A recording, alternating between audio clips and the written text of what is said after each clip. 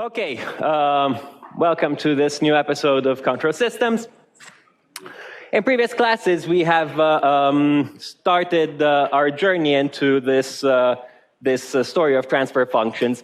And we saw that these transfer functions are basically relationships between an input signal and an output signal when the output is at steady state. Now, we define the transfer function as the relationship between an input and the steady state response of a system.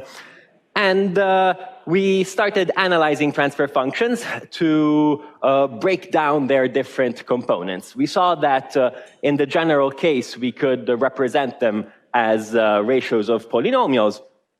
And we saw, well, if it's a ratio of polynomials, there are different forms we can give to it. We can factor, for example, all the roots of the denominator and the roots of the numerator. And we call poles of the transfer function and the system in general the zeros of the denominator. And we call zeros the solutions of the numerator.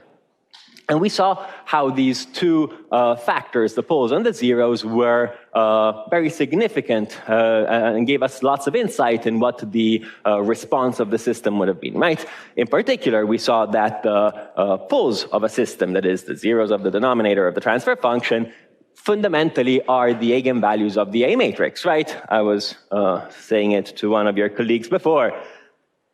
So basically, the transfer function, the part we care about is C as I minus A inverse B. If we express it as a numerator over a denominator, you might not see down there, right?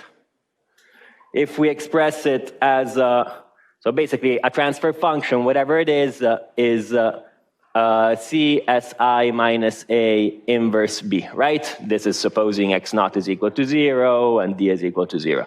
So if we express this as a numerator over a denominator, well, you see that the denominator part can only come from this inverse part here, right? And this, how do you calculate the inverse of a matrix? Well, you do something funny at the numerator, but the denominator has the determinant of Si minus A, right? It's the characteristic polynomial of A. So this tells us, well, look, the poles of the system, the zeros of the denominator of the transfer function, are actually the eigenvalues of A, which from our previous insight, we knew that were critical in determining, for example, the stability of a system. Now, and so settled that, we moved on to look at the zeros of the system. So we wonder, well, what's going on with these zeros? Zeros represent weights for the different terms associated with the different eigenvalues of the system, right? So every eigenvalue of the system produces a term in the impulse response that is of the kind E at the pole I t times some weight, let's say. I remember how we called it. And we saw that the residuals we called it. And we saw that the response of the system could have been expressed like a sum of all of these terms, and the zeros of the system affect the residuals, that is, the weights that each one of these modes has. So having understood that, now we have a little bit of tools to do analysis of transfer functions, and we brought it a step forward. We said, well, okay, we introduced transfer function as a mapping between an input and an output fundamentally. An output at steady state, whatever you want, but it's not restricted to a particular system. We can talk about transfer functions of pretty much any two signals we choose to analyze in, for example, a feedback loop. No? So we took the standard feedback loop and we said, okay, let's put, there's the plant, there's the part we actually want to control, and the plant has an input and an output signal. But the input signal is actually the output of a different plant, that is the controller, right? It's what we are going to design in order to produce that dynamic sequence of inputs to the plant to let it behave the way we want, which is like the whole point of control systems, right? So basically, we can talk about transfer functions for everything. We can talk about transfer functions for P. We can talk about transfer functions for C. We can talk about transfer functions between any two signals in the loop we take. For example, between the reference signal, which is what we would like the output to match at every point in time, ideally, or between the reference signal and, for example, the error signal, which happens if we do the calculation, and we did it the other time at the board, to be a notable transfer function in a feedback loop. It's so famous, so important that we actually gave a name to it. We said it's called the sensitivity function. The exact reason for which it's called a sensitivity function It's going to be explained in a different episode, in a different course, but but typically when equations have a name, it's kind of important. You need to remember them, right? So the sensitivity function was a transfer function between, for example, the reference signal and the error. And we noticed that, this transfer function is composed by another important combination of things that we call L, which is the loop gain, the open loop, right? Remember always to distinguish between what is open loop and closed loop. Sometimes it just kind of becomes a riddle of words, but it's really very simple. The open loop means pretend that this branch doesn't exist. So it's everything that goes on here. Okay, you send a signal to a system, it gets processed by whatever the system dynamics are, and you get an output. That's open loop, right? Closed loop is when you take the output of the system, for example, and feed it back to be the input of the open loop again. So if we call the open loop transfer function L, then we see that the sensitivity function is just given by 1 over 1 plus L. And there is another famous transfer function that is called the complementary sensitivity function, which is complementary to the sensitivity function, as the word suggests, because if you sum them up, you get 1. And it's another important transfer function because, for example, it gives us the relationship between the reference signal and the output of the system. So please note that while we did write this in the way you've seen, we could easily extend all this conversation if, for example, we chose to put another system here, right? So somebody might be nasty and at the exam just put an extra block there, so you might want to just redo the calculations, and you'll see that things are pretty much the same, just you need to go and put the right transfer functions in the right place. In this case, you would probably have an H of S down here as well, but I encourage you to do the calculations like we did the other time and actually see it for yourself. So, well, now that we saw that these transfer functions are the relationships that describe the behavior between the inputs and the outputs of our closed loop system, where we see the input to the closed loop system to be the reference signal and the output of the closed loop system to be the Y, they're governed by, so if we want to know if this relationship is stable, we have to look at the poles of the transfer function, as we learned before. And we saw that the poles, of both the sensitivity and complementary sensitivity functions are given by this 1 plus L of S, right? So,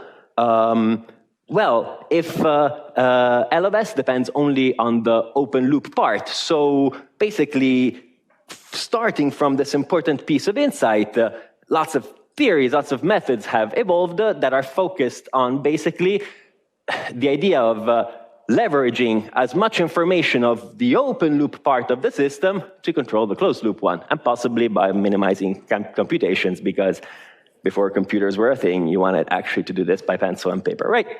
So there are 3 big, let's say, techniques that are out there for doing this analysis on the closed loop system by just leveraging the open loop information. The first one, which we started looking at last time, and we will finish looking at this time, it's called the root locus.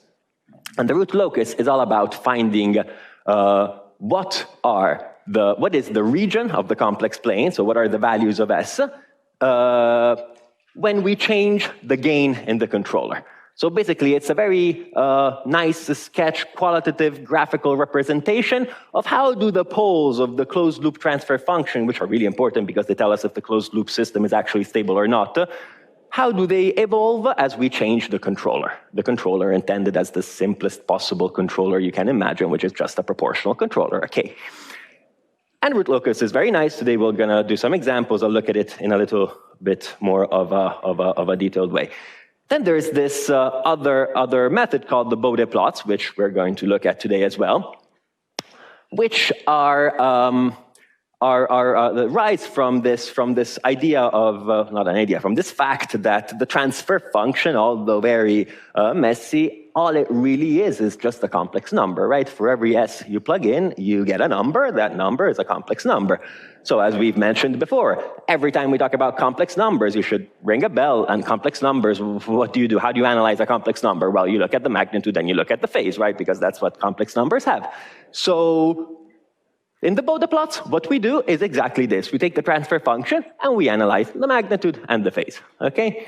And why are they important? Well, they're important because if you recall, magnitude and phase of a transfer function at a specific frequency tells us what is the steady state output when we send a sinusoid as an input. It's a calculation we did a few weeks ago.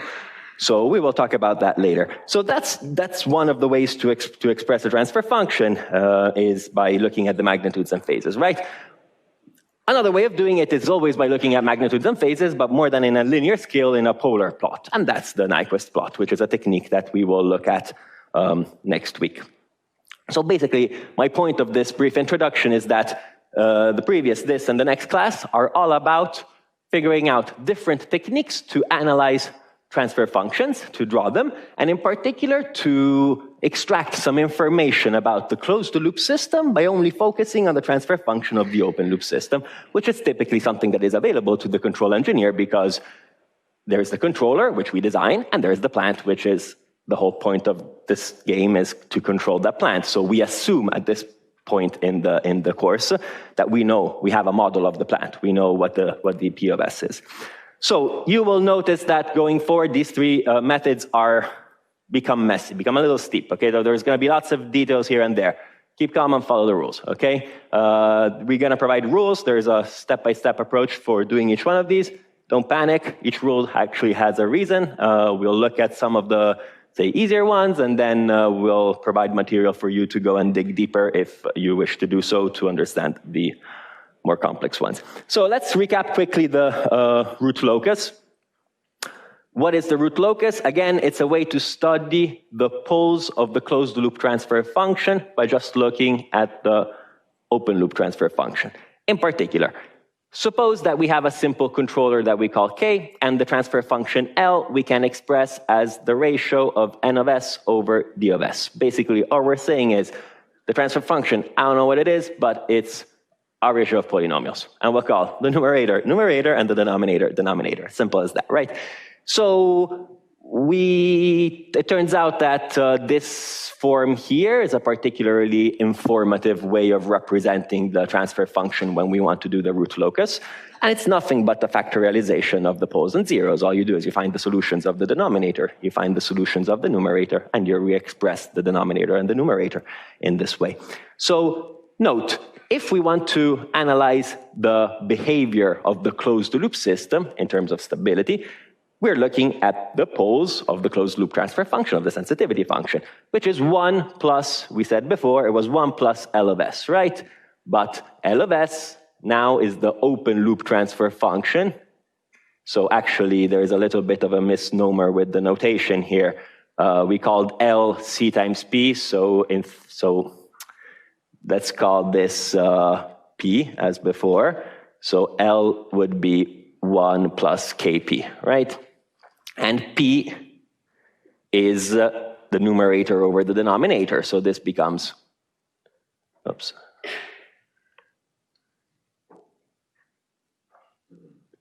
becomes 1 plus K, the numerator of the denominator. Now, this part here is the denominator of the sensitivity function, which we can then rewrite in this form here, because all we do is just do D of S plus K N of S, everything over D of S that goes above, right? So now we got to a very important point. The very important point is the following. It's that, the very important point is that this equation here is basically the whole focus of the root locus method. So look at it, let it sink in.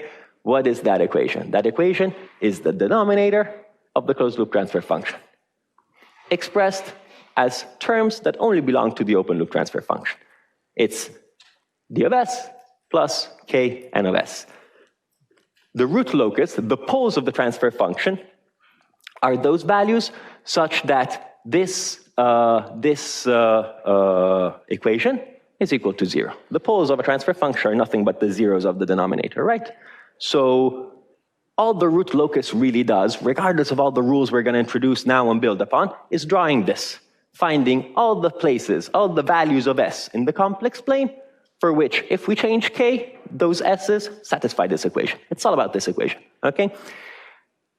Are there any questions on this? Doubts? Are you convinced that it's worth our time to look at that denominator? Not really? Nobody's brave enough to... No? Okay, well. So, you have to trust me, since you're not debating, that this equation here is relevant for us, and it's the focus of the next steps. Why? Because all the values of s that satisfy that equation are poles of the closed loop system. Okay? So if any of those poles has a real part that is positive, you got an unstable closed loop system. Things blow up. Okay? If instead all the real parts of the poles of the system have are negative, and you got a nice asymptotically stable transfer function. So let's start to get some intuition on how these things work. Well, first, we see that we ask ourselves, okay, we know the system, the plant we want to control, right? It's P of s. It has order n, because that's P of s is just a transfer function, right? The transfer function, we get it from the state space representation, as we've seen before, right? So from here, we can go to have P of s, which is a numerator over denominator. So we ask ourselves, well, knowing that the system has order n, well, so it has n poles. So is the number of the poles of the closed loop system the same, different from the numbers of the poles of the open loop system? So is this action of closing the loop adding poles, removing poles? I mean, it's a legitimate question, right? So we can see directly from this first step that since we are adding these two terms, the whole denominator has the same, of the closed loop transfer function, d of s plus k n of s, has the same number, has the same degree of d of s, so the same number of closed loop poles. And then if we continue focusing on this, we say, okay, so again, we're trying to analyze how do the solutions of that equation change as we change k, right? We're playing around with the controller. We have our knob, and we say, okay, how much do I need to crank my knob in order to get satisfactory performance in my closed loop system?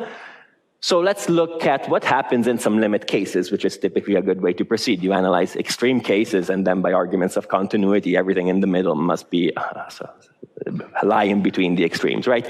So if we tend to send k to 0, what happens? Well, d of s plus k n of s, if k tends to 0, this whole thing tends to the denominator, right? So what does this tell us?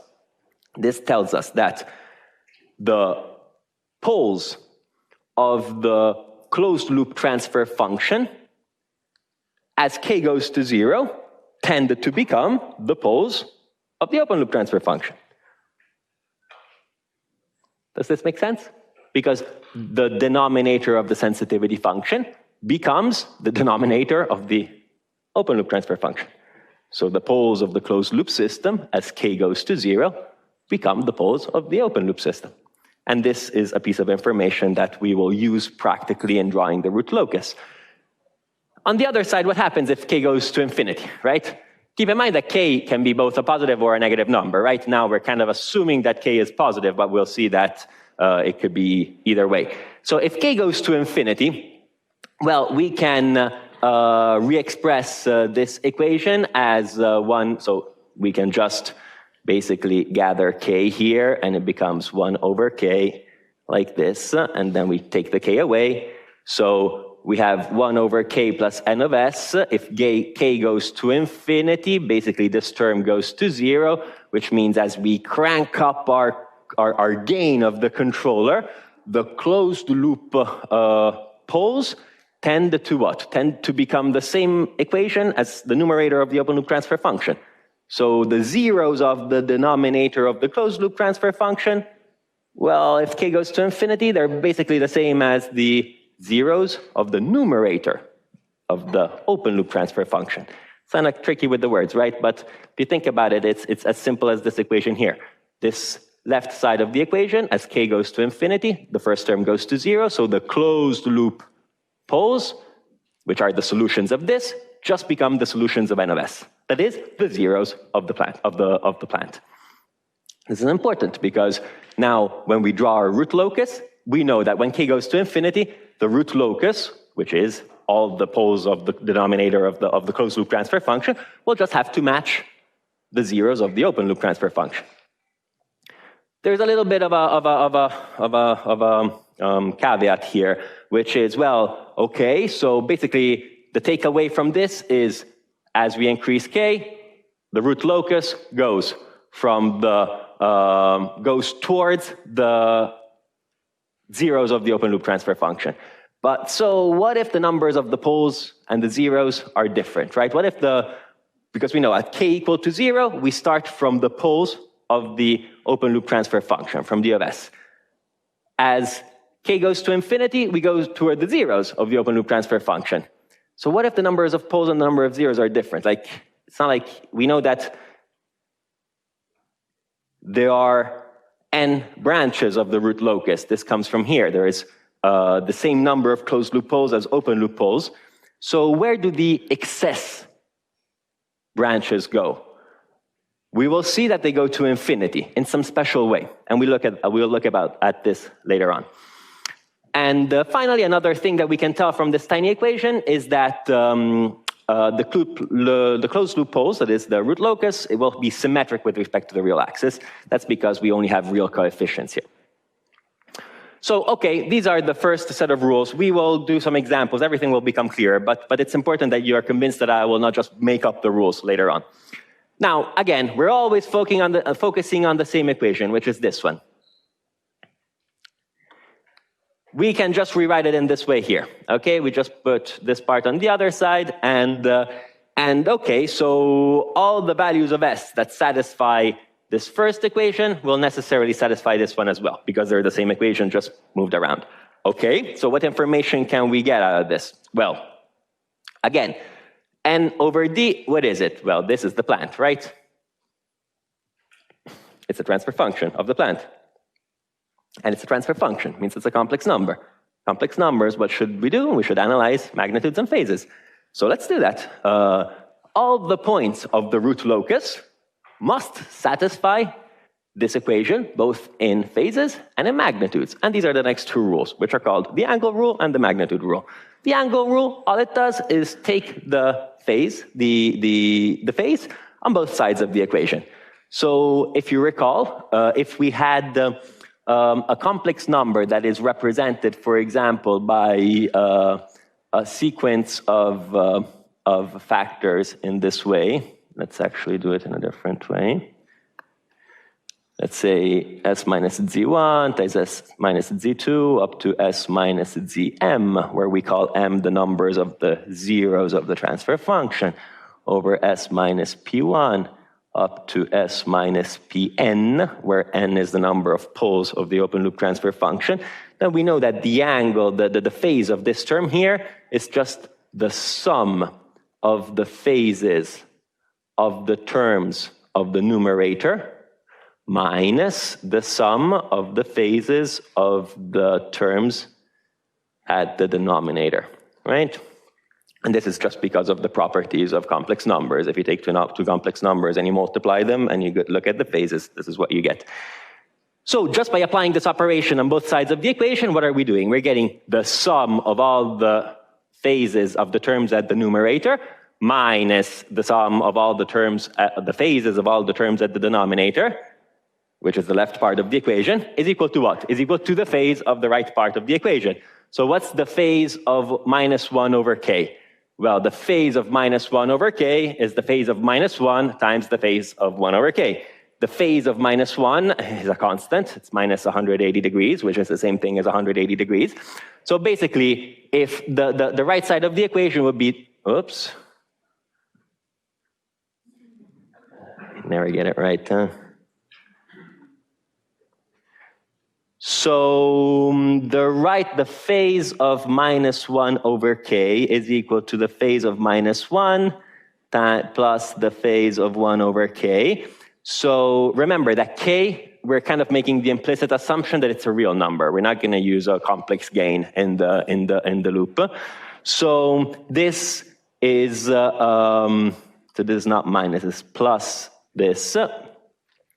So this is just pi, 180 degrees, while this term here is minus the phase of k. And well, the phase of k really depends if k is positive or negative, right? If this k is positive, the phase of a positive number is 0. Remember, how do we find the phase? Take the imaginary plane. So this is the real axis, this is the imaginary axis. What's going on with my writing today? This is the imaginary axis. Well, a positive number, it's just something, a vector. We can always represent a complex number as a vector in the imaginary plane. It's a vector that lies here, right? So the angle is the angle, the phase is the angle between that vector and the x-axis, which is 0 for any positive number. If instead you've got a negative number, well, it's always going to be a minus, it's always going to be something here. So it's going to be this angle here, which is the same as this one, either pi or minus pi, right? So that's where the angles on the right side come. What if we look at the magnitudes instead? Always leveraging traditional properties of complex numbers, no magic, no tricks involved. The magnitudes of the left and right side of this equation are nothing but the ratios of the products of the magnitudes of the numerator terms divided by the products of the magnitudes of the denominator term. And this is a straight application of magnitudes on both sides of the equation. So basically, what did we get out of here? We got that whatever we're going to do, every point, every s that satisfies this equation, that is a pole of the closed loop system, must satisfy these two conditions. And the angle condition really is like the most important rule of all. And to get an idea of what it means, like suppose that, I don't know, this is the root locus. It's the region of the S-plane where every value of s that lies on this line satisfies that equation, that d of s over kn of s is equal to 0.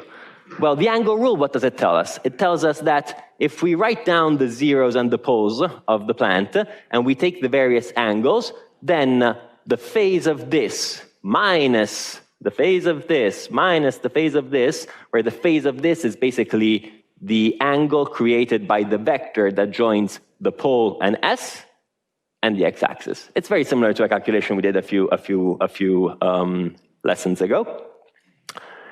The sum of these angles must be equal to, let's go see, to what? To 180 degrees plus any 2 pi, or 0, depending on k is positive or negative. A few extra rules, and then we'll get to the examples. So keep tight. So this is just a direct application of the angle rule. If we go and analyze the points on the real axis, you will see that these two conditions apply.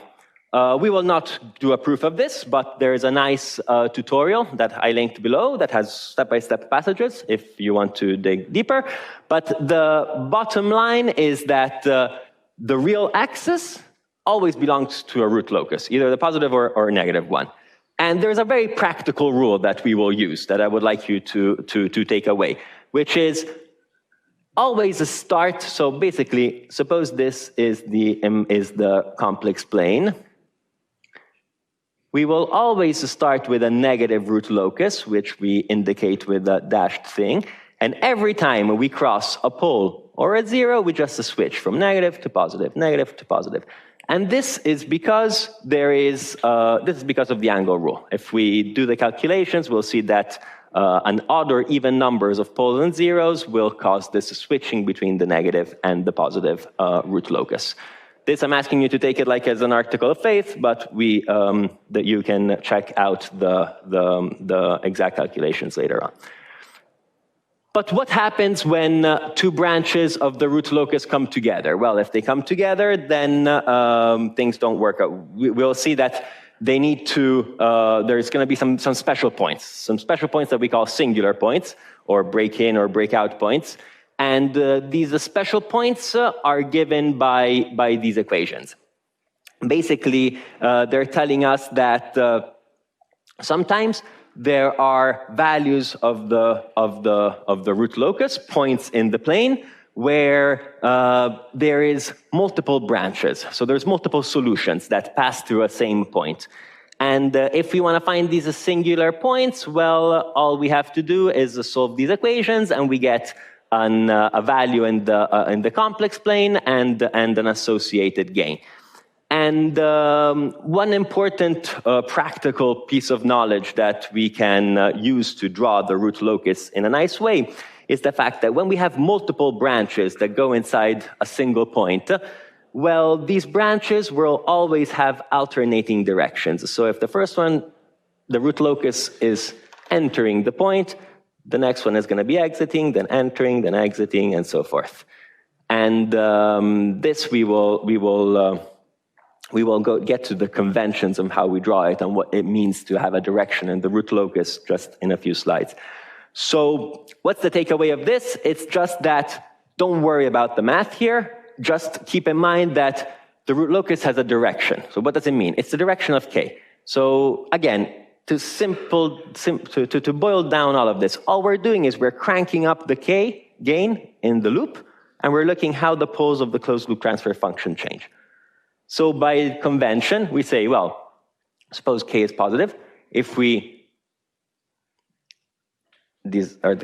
crank up k, then the root locus, the poles of the closed loop transfer function, are moving from k equal to 0 to k equal to infinity. We define as a direction of the root locus the direction in which the poles move as k grows from 0 to infinity. On the other side, if we look at the negative root locus, that is the root locus for the values of k that are negative, we define it to go in the direction of which associated with k going from minus infinity to 0. So as k grows, which means minus infinity to 0 if it's negative, or 0 to plus infinity if it's positive, we'll just put arrows on the root locus to say, hey, look, that's the direction in which the poles are going. But before we get there, just a final piece of information, and we've got all the rules we need for the root locus. I know it's kind of a marathon, but we mentioned before, we said, hey, but very important thing, at k equals zeros, we are at the poles of the open loop transfer function. When k goes to infinity, we are at the zeros of the open loop transfer function. But what if we have more poles than zeros, right? So where do the excess poles go? The excess branches go? Well, they go to infinity. And if we look at, for example, the magnitude rule or the angle rule, we can see that basically what happens is that we get a very nice, easy understanding of where these asymptotes, these regions at infinity are. And it basically all depends on how many excess poles zeros there are. So we define the excess pole zeros as this quantity n minus m, where n is the degree of the numerator, sorry, of the denominator. We said that the denominator has n poles, and the numerator has m zeros. So the excess pole zeros determines how many asymptotes there are, because every branch needs to go to an open loop 0. So if n minus m is equal to 1, well, we have an asymptote that has a phase with respect to the x-axis that is basically 0. So we get, let's say, an asymptote like this if n minus m is equal to 1. The angles of the asymptotes among each other are governed by this equation that you can obtain by just looking at the angle rule and saying, what if s goes to infinity? So all the poles and zeros just go away, and you do the sums, and you get exactly this. So if the excess pole zeros is equal to 2, then we can see that basically let's put it like this. The asymptotes equidistribute themselves in angles, so to be equally distant from each other in the 360 degrees. If you have 2, they'll just be like this. If you have 3, they'll just go like this at 60 degrees, 120 degrees from each other. If you have a 4, this is n minus m equal to 3. If you have a 4, n minus m equal to 4, you'll get something like this. And I always put a point here at the center, and the point is because these asymptotes cross, and they intersect in one point, and that point is called the center of the asymptotes. And the center of the asymptotes, which is kind of the center of mass, if you want, of the root locus, is given by just taking the sum of the poles minus the sum of the zeros divided by the excess pole zeros. So, okay, I am sure I lost you all by now, but let's look at a few examples, and all of these things will just come back, okay? So we had to go through it. It was like every control system student needs to go through the rules of the root locus, but it becomes much clearer when we take examples. So now just a few conventions, okay? Conventions are like just we agreed to do it this way, there's no real reason.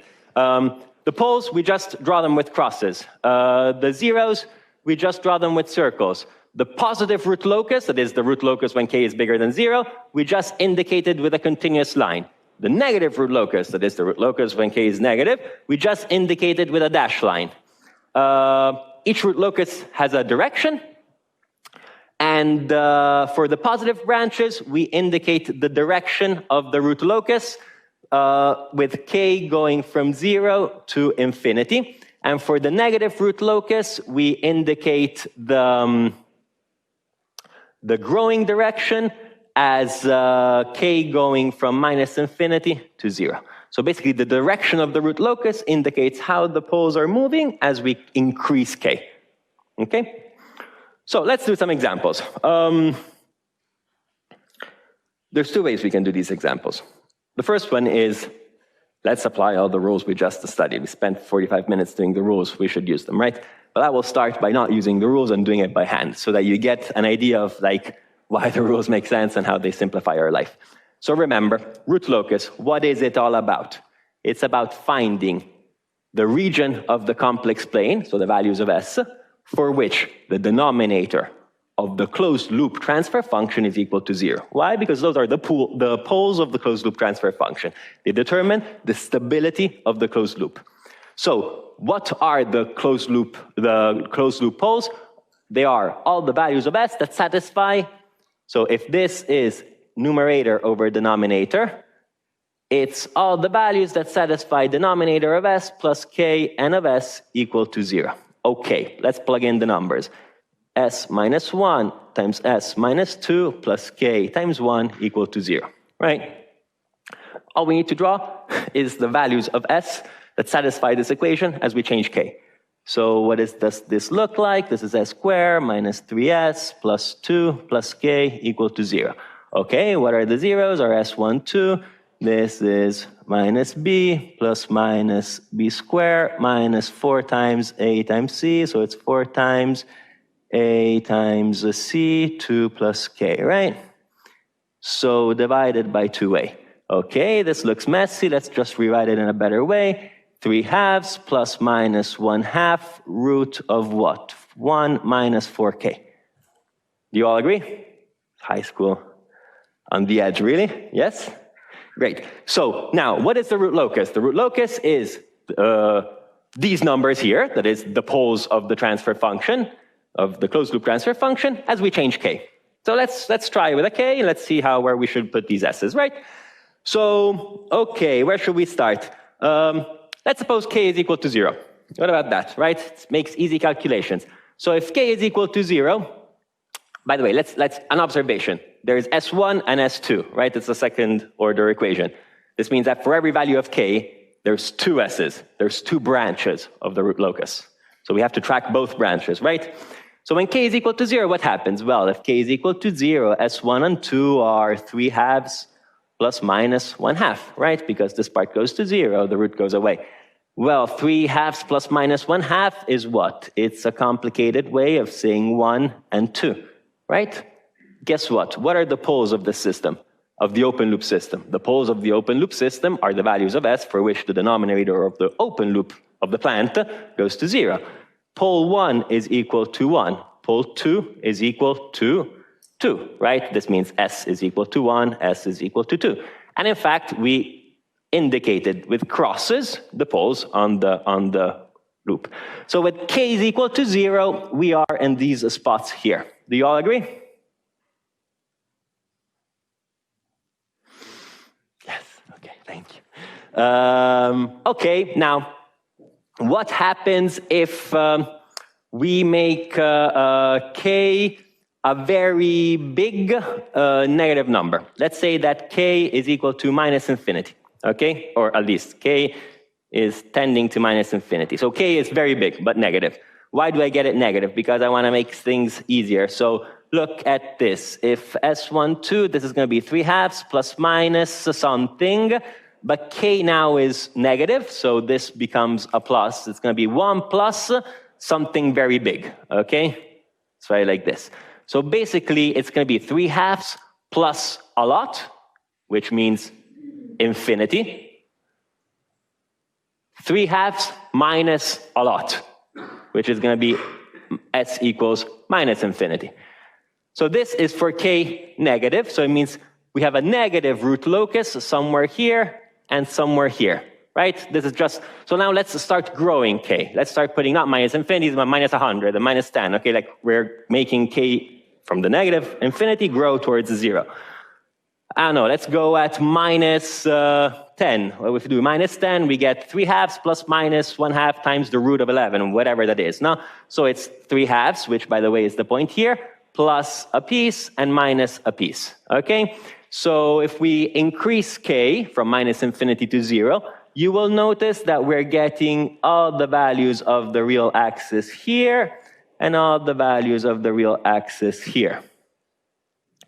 So note that here k is equal minus infinity, here k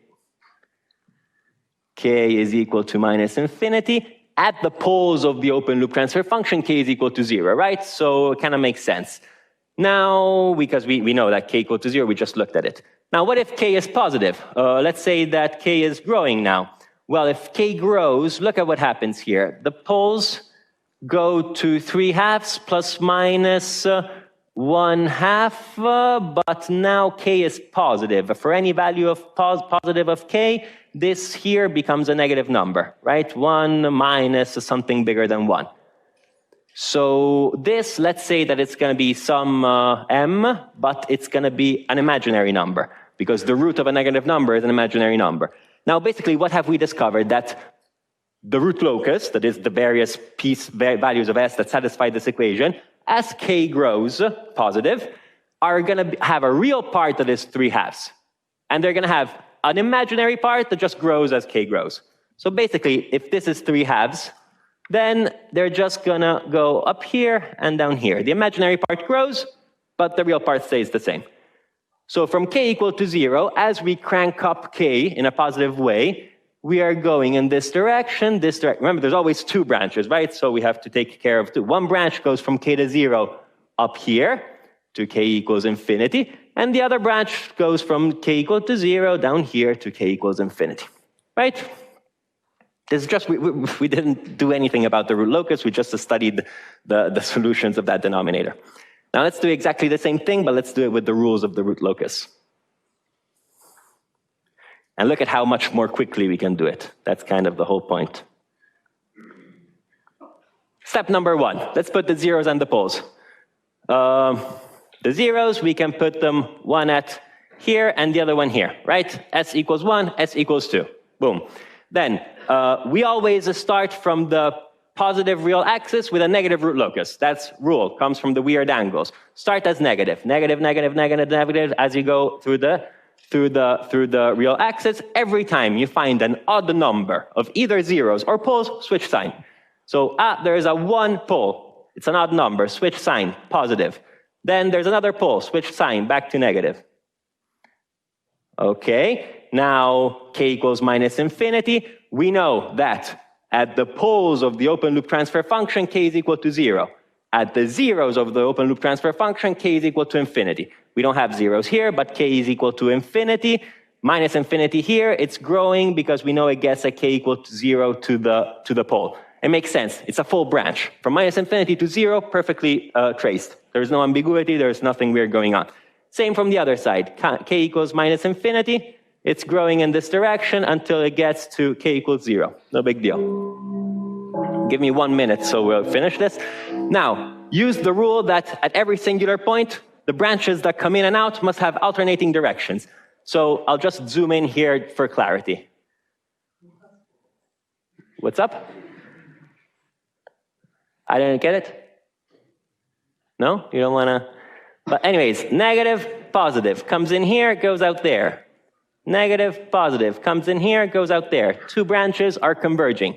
They can't converge because they need to go to somewhere, right? Two branches that match into each other, they're just gonna collide. There must be a special point here, a breakaway point. Where is the breakaway gonna go? We need asymptotes. How do we know about the asymptotes? Just look at the excess pole zeros. There's two poles, there's zero zeros. So n minus m is equal to 2. What does it mean?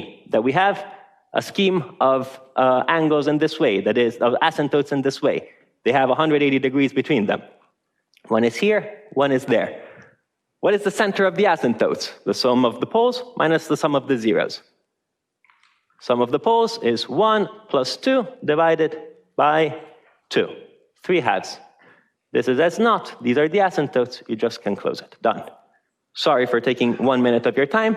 We will do another 3 of these examples as soon as we come back to nail it. Okay, so we just saw an example of root locus for a very simple system. So let's crank it up a little bit. Before we just had 2 poles that were real. Now let's say, oh, what happens if the poles are complex? Oh no, it's going to be different. Now, shall we get started? Yes, maybe, no?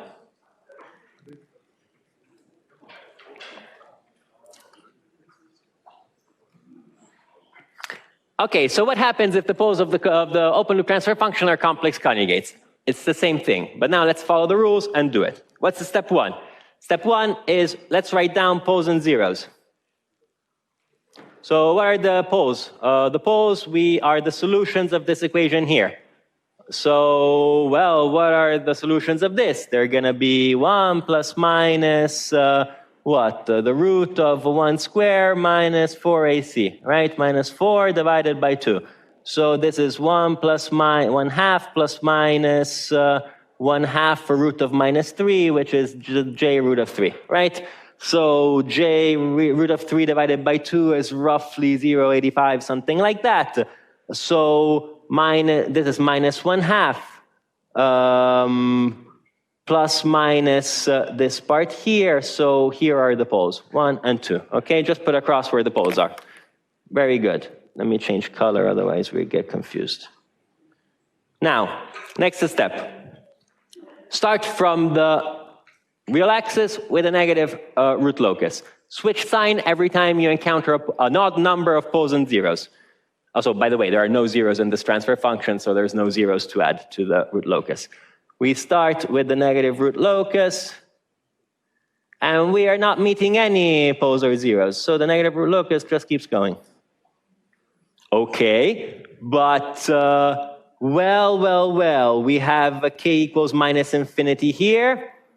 It's growing, but it needs to end up in a open loop pole, right? Because we know that at k equals 0, we're gonna be here. So, well, there's something going on, right? We don't really know what's happening. So let's look at, actually, 2 is do this. 3 is, let's look at the excess pole zeros. Well, how many poles do we have? We have 2 poles. How many zeros do we have?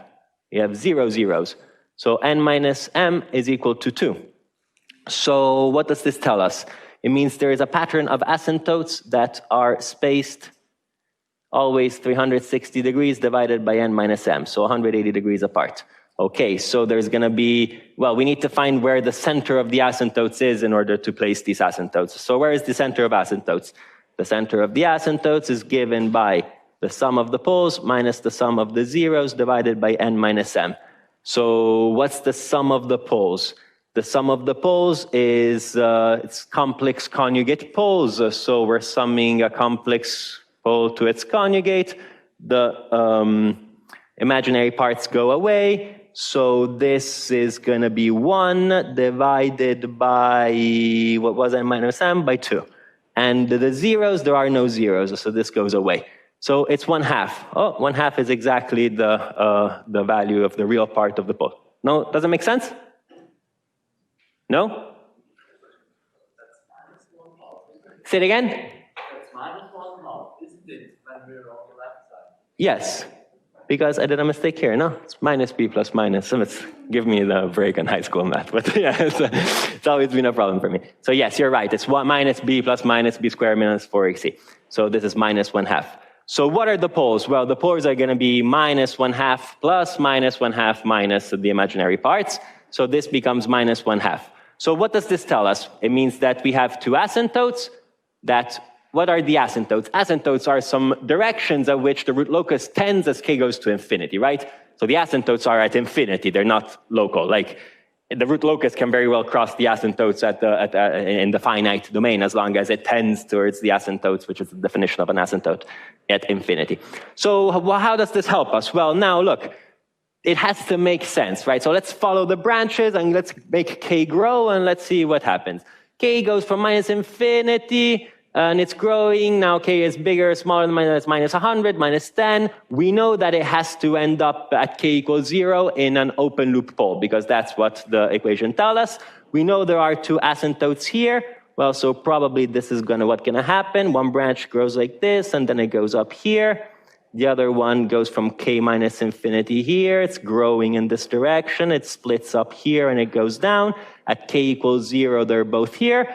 And then k starts becoming positive. Where does the positive root locus go? Well, at 0, it's always in the open loop pole. We know that there are asymptotes. K equals plus infinity. So they'll just do like this. Now remember, the root locus is a qualitative way to get a quick sketch of what's going on. I don't really care if this goes like this or whatever, because it's a qualitative thing. What is the information we gather from our root locus? So, okay, now we kind of got a hang of how to draw them, right? But like, what's the information? What do we learn from them?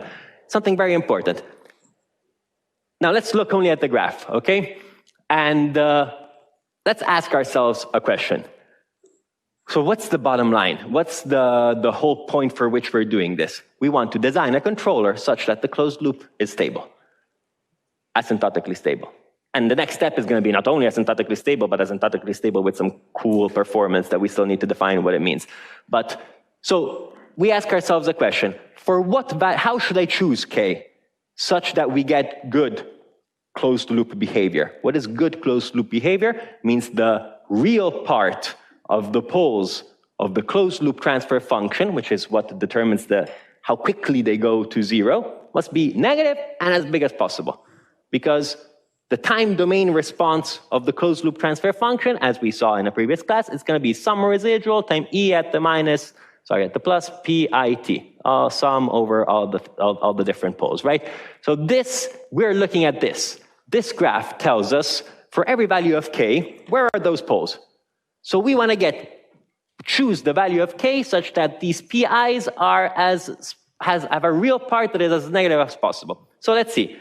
What if we were to choose a negative k? Well.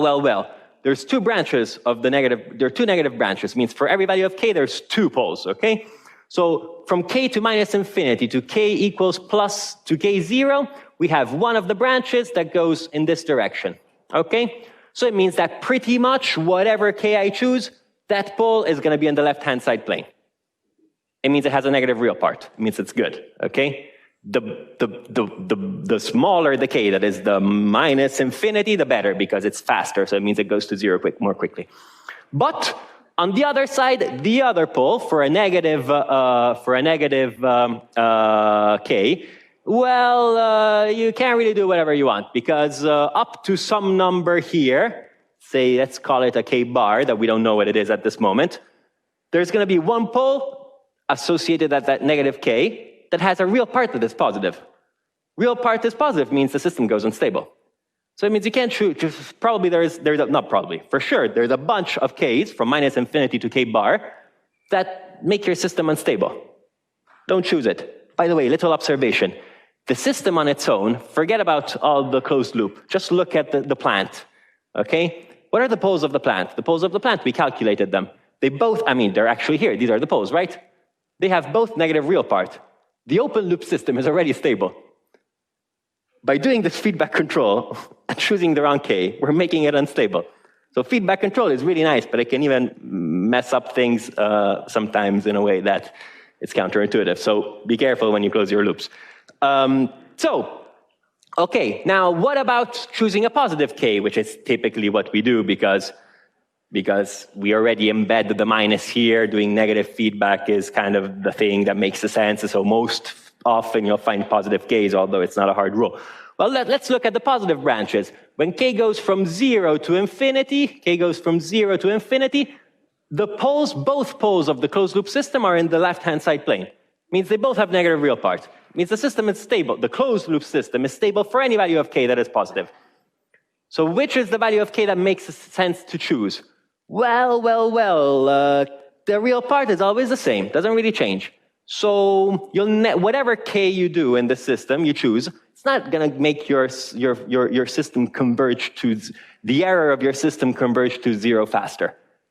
You're just going to increase the imaginary part. What's the imaginary part? If you remember, imaginary parts mean cosines, the sines, frequencies of the cosines.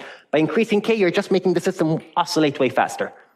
So this is the kind of information that the root locus gives us. Only by looking at this graph, now we know that probably it's not a good idea to choose a very big negative k. It should be at most between 0 and minus k bar, whatever k bar is. Any positive k makes sense, but it doesn't really get your system to converge faster. It just increases the oscillations. This is what we know from this graph. How can we find k? Well, it's the next stuff. Let's make it a little bit more complicated. Same poles as before, 1 and 2. Poles means k equals 0.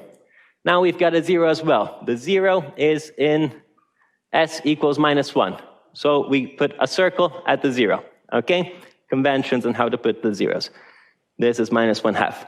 Okay. Now, how do we go about doing this? Start from the positive real axis with the negative root locus. Dash, dash, dash, dash, dash. Negative, negative, negative. Oops, we met an odd number of poles and zeros. What does it mean? Switch sign. Positive, positive, positive. And there we go. Okay. So let's just put some order. K equals minus infinity here. What do we know? We know that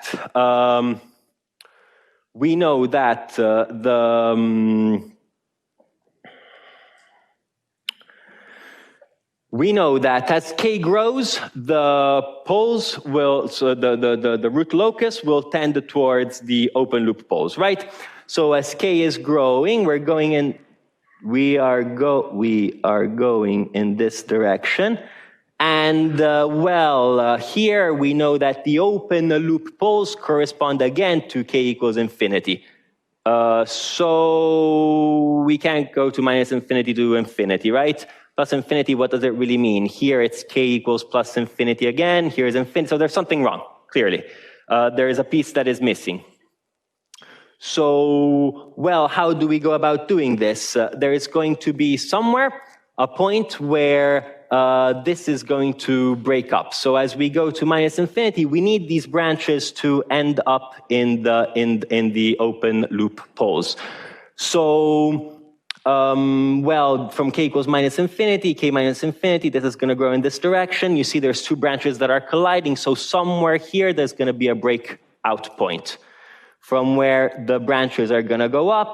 So I'll put it here. We still don't know where that breakup point. We have to calculate it later.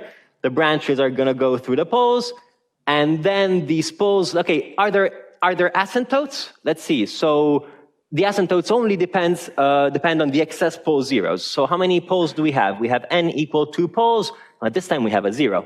So n minus m is equal to 1. What does it mean? It means, yes, sure, there are asymptotes, but what are the angles of the asymptotes?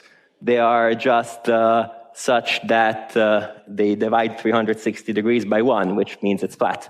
So the asymptote is the real axis itself. So there's no excess pole zeros going crazy directions. I mean, they're going to go, the asymptote is the real axis itself. Okay, so what does it mean? It means that there's these values here from k, so the root locus must start from the open loop poles at k equals to 0. It must grow out. And the only solution is that somewhere here, there is a point for which the different branches are going to get here, and then one is going to go towards infinity towards the asymptote, and the other one is going to go towards infinity towards the open loop pole. Because that's where, remember that we're studying this, which is the same as this. So if k goes to infinity, we're going towards the zeros of the numerator of the open loop transfer function, which means the zeros of the system, means this one. So when k is equal to infinity, the root locus must go in this direction. So let's check if this makes sense. Well, at every point, we have a branch that comes in, a branch that comes out, branch that comes in, branch that comes out. They're alternating. That's good. So this makes sense. Now, the real question here becomes wait. So we want to get some intuition in this, right? So how do we know where this point is, right? Because if this point were here, for example, well, this would be a completely different story, right?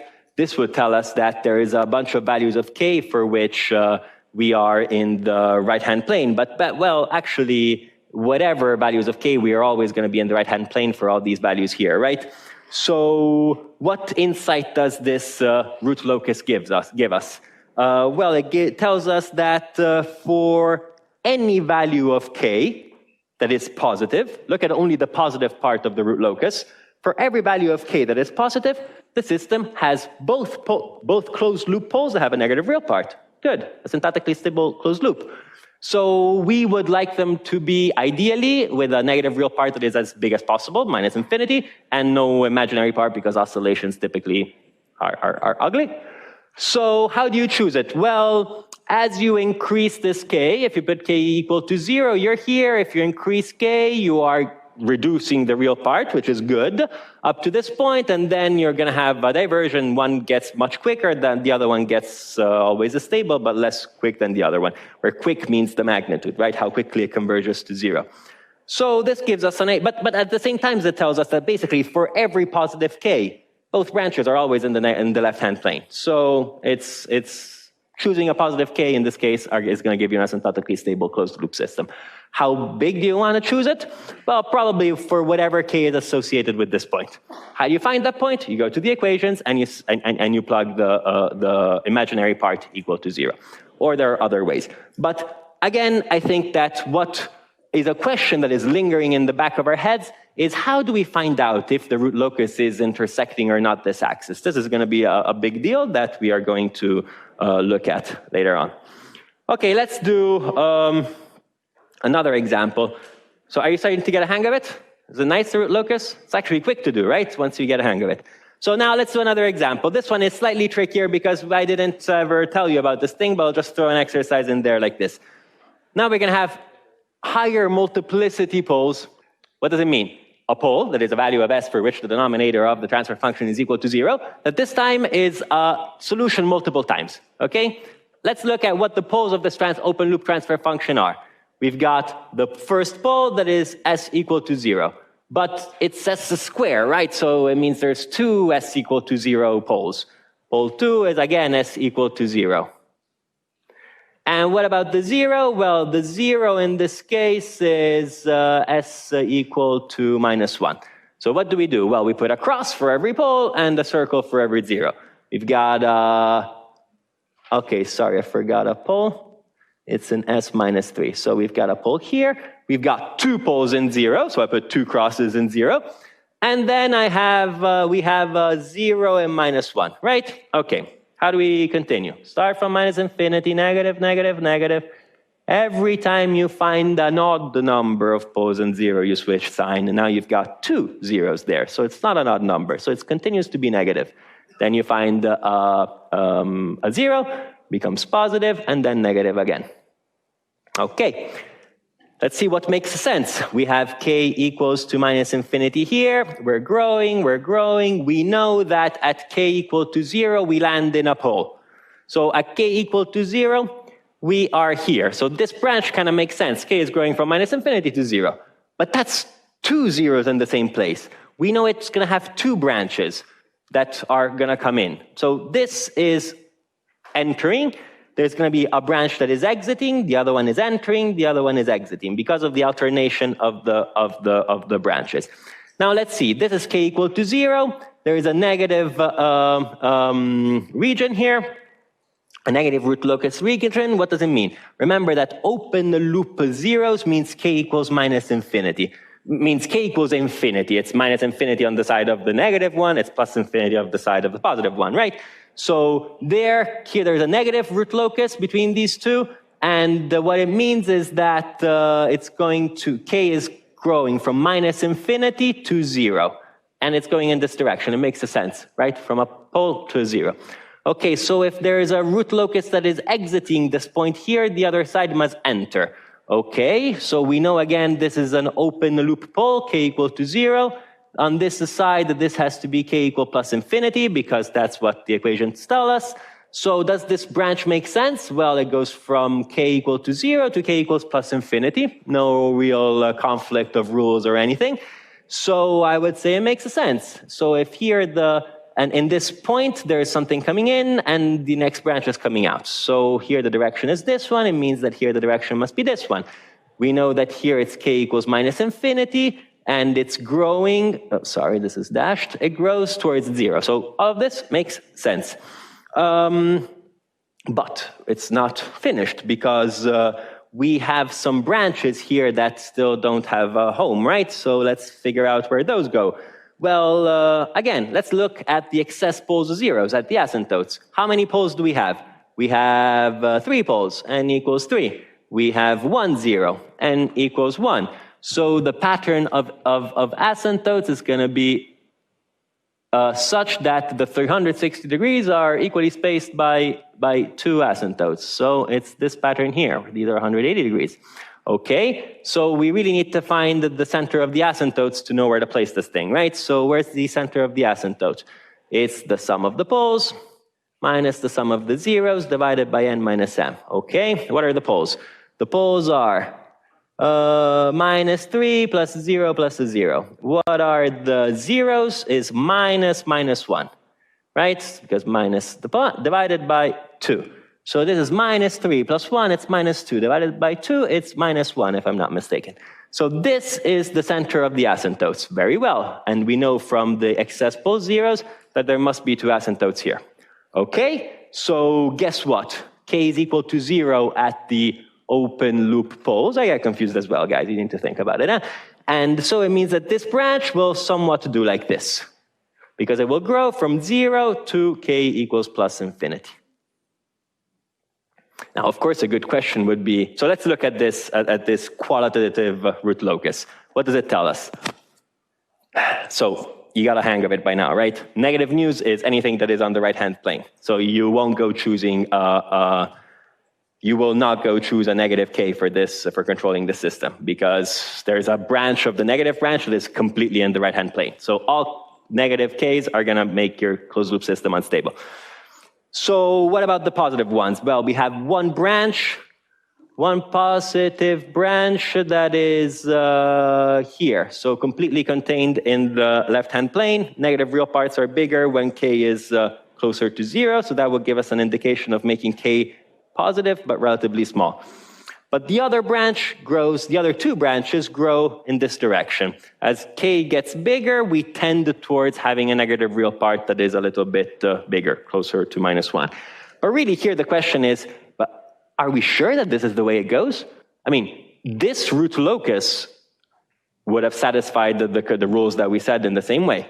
Well, but this root locus would have a series of k's of positive k's that make our life miserable, right? Because they would determine unstable closed loop poles.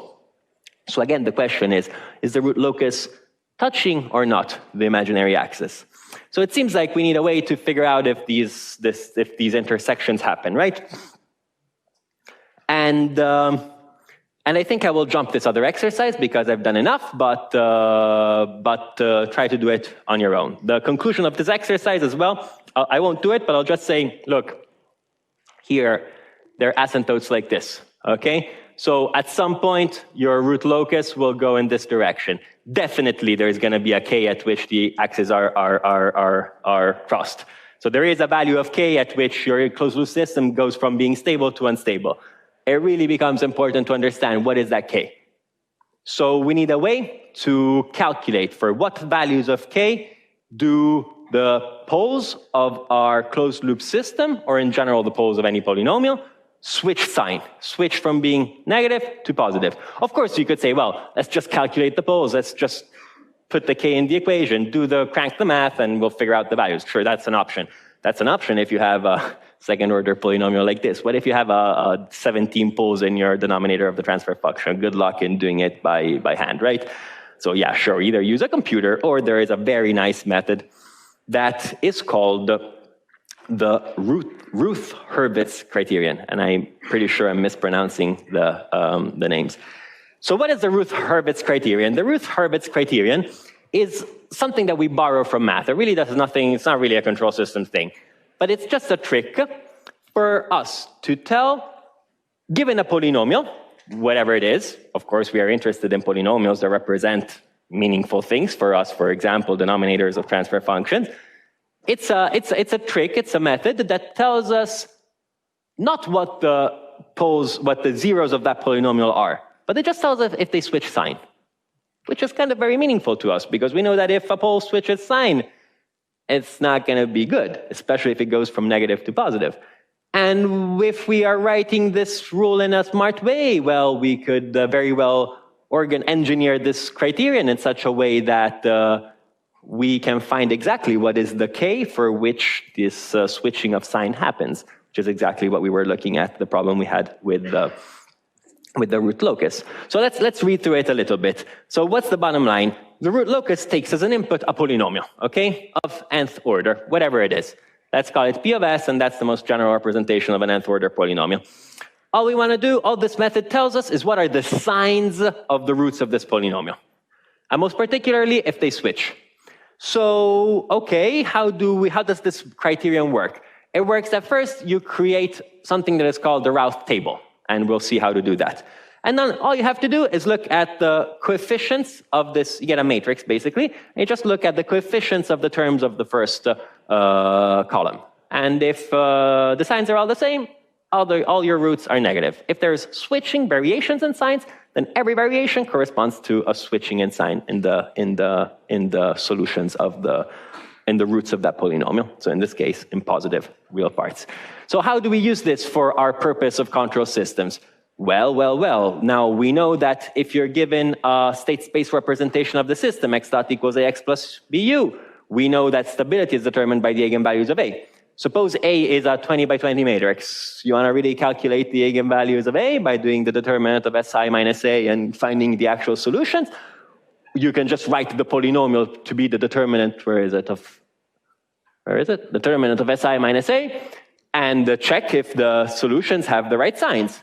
Or in the case of the root locus, we can just look at the polynomial that represents the poles of the closed loop transfer function, apply the Routh criterion, and it's just going to tell us when it changes sign, when the zeros of that change sign. But we know that the zeros of that are the root locus.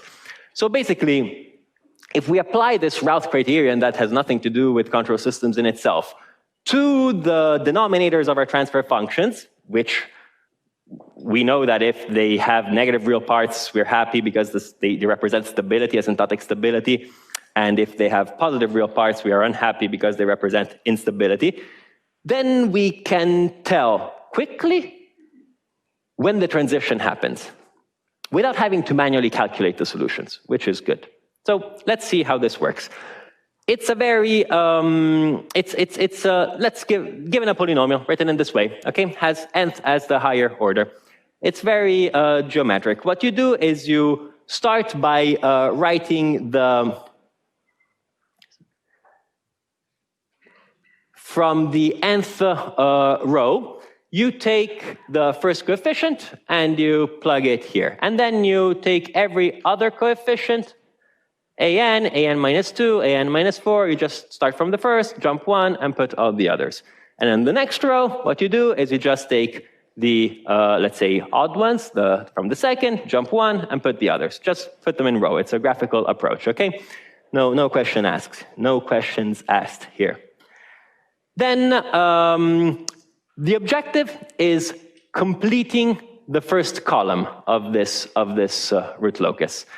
And how do we do that? Well, we have to calculate every term that comes after in the first column is given by this equation. So what does it mean? It means you take the 4 ones you have above, you pretend they're a matrix, take the determinant, so you do, in this case, this would be equals to an times an minus 3 minus an minus 1 times an minus 2, and you divide it by minus the bottom left corner, an minus 1. And you get bn minus 1. How do you do it for the next one? Same thing. You just take this other minor of the Routh table, and you do the same thing. You do the determinant of this minus divided by the bottom left corner. And you continue doing this iteratively. Once you have these two numbers, you go down, you take just the 4 by 4 above, do the determinant, divide by minus 1 over the bottom left element. Just do it like this. You'll get to a point where they finish. Okay, so there's two situations that can happen. Either at some point you get to the last row of it, or you get to a 0.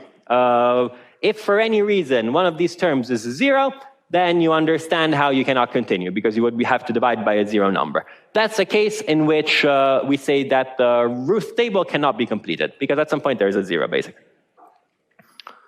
So you just continue like this. You can find all the numbers. At some point, you get a completed first row, first column. Just forget about everything else. What does the Routh criterion tell us?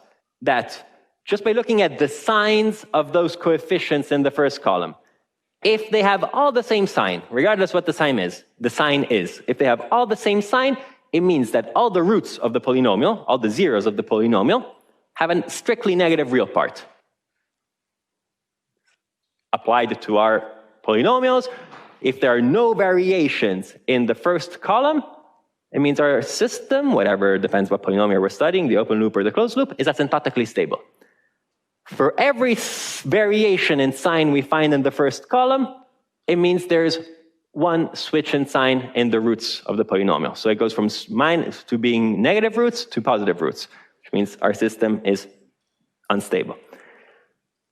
What if instead we cannot finish the first column?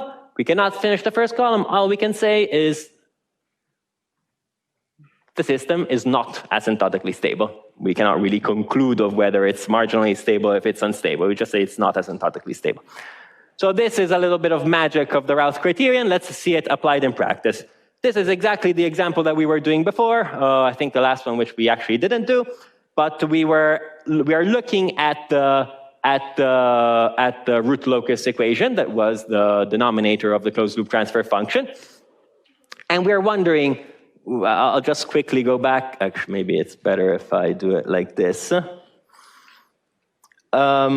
Just quickly, let's go back. So I'll give you it. So we're analyzing basically this case here. And we're asking ourselves, hey, but for what value of k do our closed loop poles just transition into instability?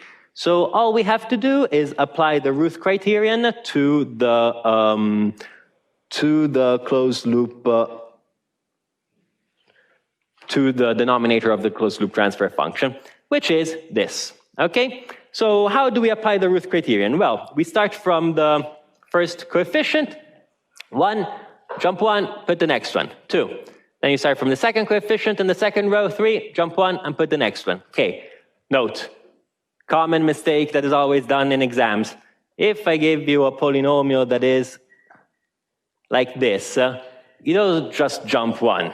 Keep in mind that you always have to follow the polynomial's order. So this is 0 times s squared. There's going to be a 0 there somewhere. If you don't see the corresponding power, that means the coefficient is 0. It doesn't mean you just skip it. Like 90% of you will get this wrong at some point in their lives, okay? So just keep in mind.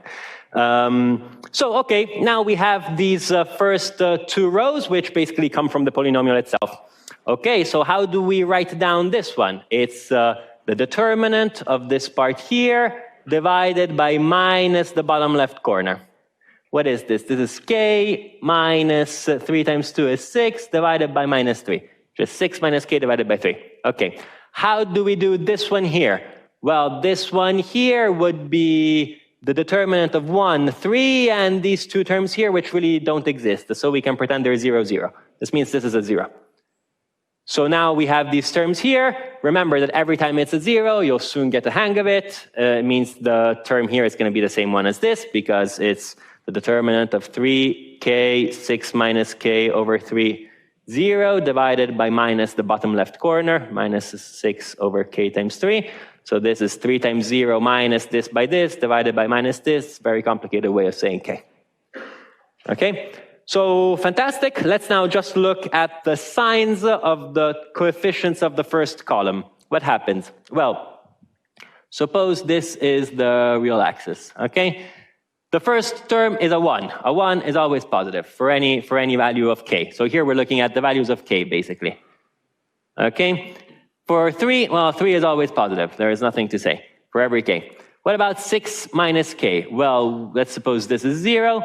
For all values of this is 6 minus k. For all values of k that are smaller than 6, it's positive and it's negative going forward. And what about k? K is positive when it's bigger than, positive when it's bigger than 0, negative when it's smaller than 0. Okay, what does this tell us? Tells us that for any k that go from minus infinity to 0, we have, this is positive, positive, positive, negative. We have one variation in sign. There's one, so there's one switch in signs, which means there is no asymptotic stability. There is instability if we were to choose that k for this system. What if there's a k between 0 and 6? Well, positive, positive, positive, positive. No variations in sign. Means all the roots of that polynomial have a real part that is strictly negative. What if we choose a k that is bigger than 6? We get a variation. So what does this tell us? It tells us that the value of k at which the transition happens, when the root locus touches the imaginary axis, is k equals 6. Because that's where there is a transition between the signs of the roots of that polynomial. And this tool of the Routh criterion can be easily made way more complex, and it really is a lifesaver when you have to deal with complicated situations, because it boils down worst case scenario in doing 2x2 determinants.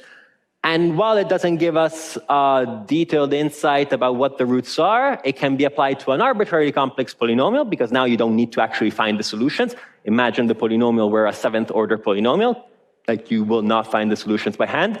So doing this will still tell us, are the roots, do they have a negative or a positive real part for what values of k? That gives us information about stability or instability of our systems.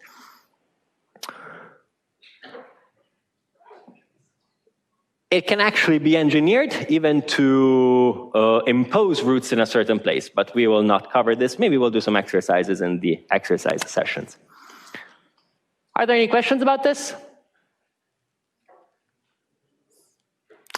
It's a tough class, lots of rules from above and methods that need to be applied like this, but you'll find them very useful as you go forward. No comments, questions, or doubts? I have free space to continue.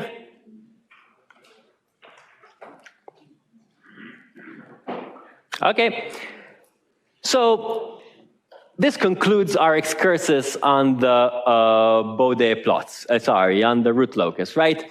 So now we have a graphical way that is relatively easy to use to determine, to make conclusions, at least qualitative conclusions, on the behavior of a closed loop system by just looking at the open loop part, by just looking at the plant and the gain. It's useful, but there are some situations in which it's not really the best tool to use, especially if we are looking at systems that, for example, we might not have a clear understanding of what the model is. So maybe there's some uncertainty on the model, or maybe we want to try and map what the response of the closed loop system is without having a model at all. So another way to study transfer functions is through the Bode diagrams. And just to quickly recall, remember that when you have a system with a certain transfer function, and you send an input that is a sine wave at a certain frequency, at steady state, you will get an output that is always a sine wave, at the same frequency. We did this calculation a while back. But it will have a different magnitude and a different phase. And the magnitude we saw, that is the magnitude at the transfer function at that specific frequency, and the phase was given by the angle of the transfer function at that specific frequency. So we kind of spent some time on this, and I said, look, this is really cool because it's the way to do some sort of like reverse engineering. Now you're giving a system that you don't know how it responds. Well, just start plugging in sine waves at different frequencies, wait for steady state, and then measure the magnitude and the phase, and you know the response of the frequency response, the response of the system at that specific frequency.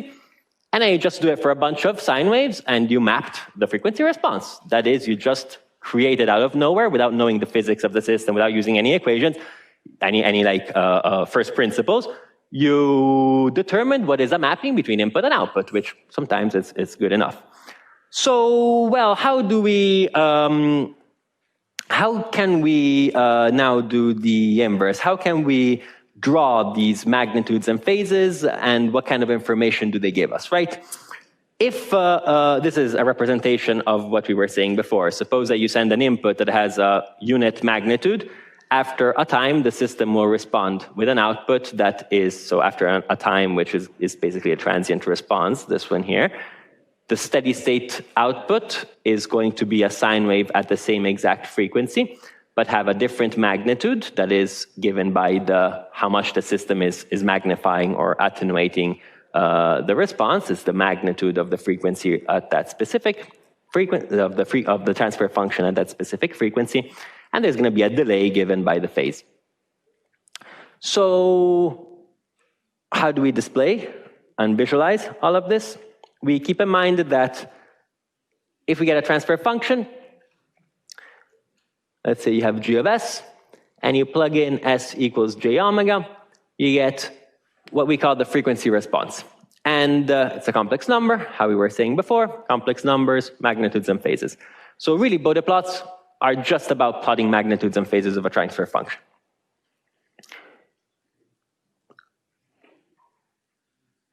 To make our life easy, in the sense in order to allow the plotting of the magnitude and the phase of transfer functions that are very complicated, have lots of terms, we choose the two plots with particular, let's say, dimensions on the axes. So the Bode plots, what we are going to do is create one plot with the magnitude of the transfer function and another plot with the phase of the transfer function.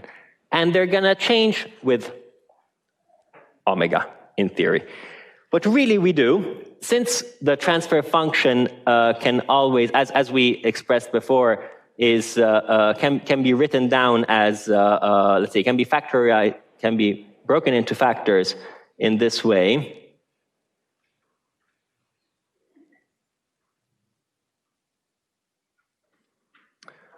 Well, the objective here is creating easy plots for the magnitude of g and for the phase of g.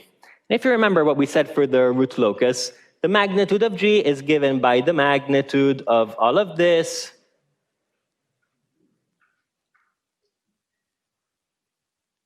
Why did this happen?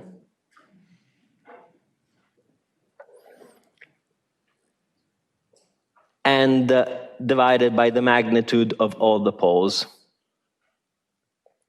So we choose to indicate for the magnitude phase not just the linear magnitude of the transfer function, as it would appear to be the logical thing to do.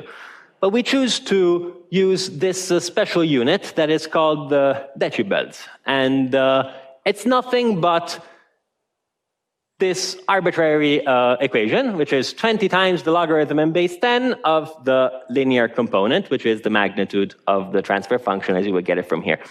And one way might say, okay, why in the world do you want to do this? Today you're telling me so many arbitrary things that I'm starting to question this whole subject. But if you look at this equation here, so we have the product of a bunch of terms divided by a product of another bunch of terms. our objective is drawing that messy thing. If you take logarithms, you can just sum the numerators and sum the denominators. Anyways, we'll talk about it next time.